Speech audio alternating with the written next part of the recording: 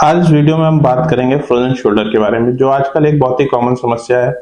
इस वीडियो में हम जानेंगे कि फ्रोजन शोल्डर होता कैसे है, इसमें क्या समस्याएं होती हैं और इसका इलाज कैसे होता है, और इसमें फिजियोथेरेपी का रोल कितना महत्वपूर्ण है।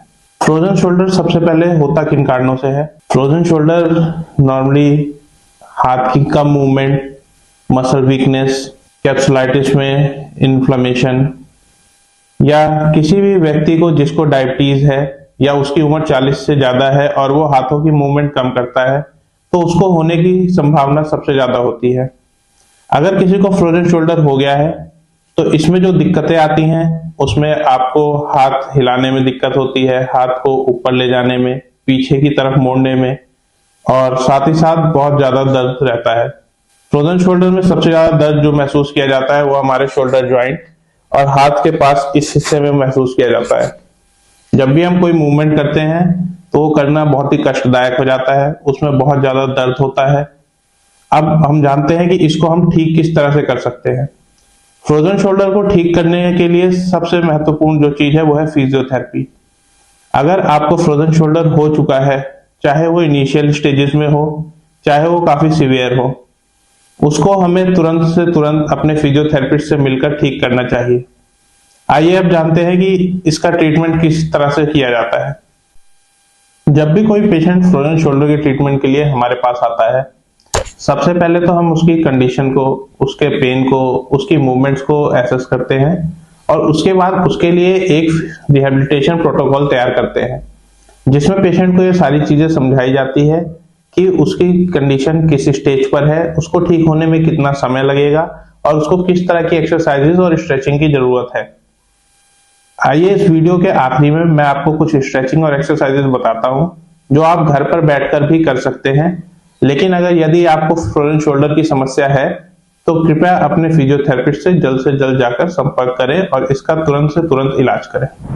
पहली एक्सरसाइज के लिए आपको क्या करना है, अपने दोनों हाथों को फिर उसको पीछे की तरफ लेके जाना है। अगर आपका हाथ मान लीजिए यहां तक जा रहा है तो इसके बाद आपको उसको उसी जगह पे आगे की तरफ काउंट करके 10 बार 1 2 3 4 5 6 7 8 9 10 फिर वापस अपनी पोजीशन पे आ जाना है। इस एक्सरसाइज को आपको 10 बार करना है। दूसरी एक्सरसाइज के लिए आपको करवट लेकर लेटना है, हाथ को सीधा अपनी कमर के ऊपर रखना है और फिर उसको ऊपर की तरफ उठाना है।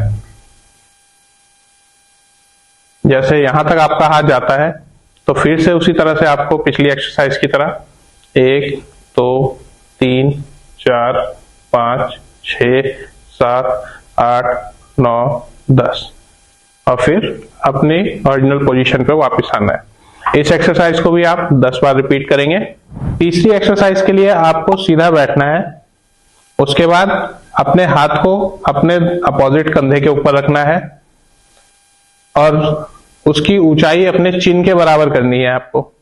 उसके बाद अपने दूसरे हाथ से उसको स्ट्रेच करना है और होल्ड करना है इसको आपको 5 सेकेंड्स। 1 2 3 4 5 then normal. ये भी आपको 10 बार करना है।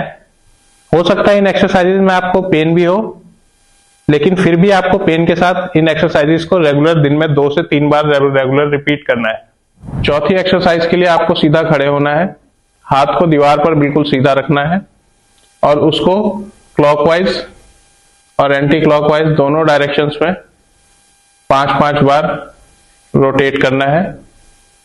रोटेशन के टाइम आपको ध्यान रखना है कि आपकी कोहनी बिल्कुल सीधी रहनी चाहिए, जिस तरह इस वीडियो में आपको दिखाया जा रहा है। अगर आपको हमारा वीडियो पसंद आया है तो प्लीज हमारे चैनल को लाइक, शेयर और सब्सक्राइब जरूर करें।